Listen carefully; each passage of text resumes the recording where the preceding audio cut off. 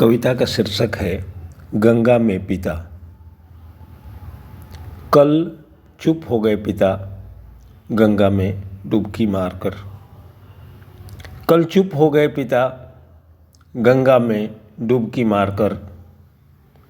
बरसों की छूटी हुई नौकरी, अपमान और असुरक्षा के बीच पिता जानते थे कि गंगा हिमालय से निकलती है और हिमालय कहाँ है। इस माचिसनुमा शहर में पिता ने बटोर लिए थे आंकड़े कि घर के आंगन से बिस्तर तक कितने हिमालय हैं और सड़क तक आते आते कितनी गंगाएं सूख जाती हैं। फूटी हुई नाव और फटे पाल के सहारे निकले थे कभी। फूटी हुई नाव और फटे हुए पाल के सहारे निकले थे कभी गंगा की तलाश में।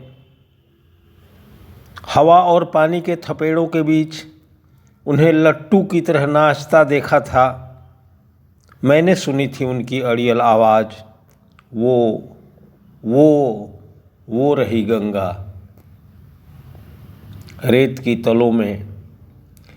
की तलों में तरबूज खेतों के आसपास सीप सी सिकुड़ी, केंचुए सी रेंगती दिखी थी गंगा। किसी कसाई का खूंटा तोड़ आई थी मरियल सी। रेत की तलों में तरबूज खेतों के पास सीप सी सिकुड़ी, केंचुए सी रेंगती दिखती थी गंगा। किसी कसाई का खूंटा तोड़ाई थी मरियल सी। परवे जहाँ पहुँच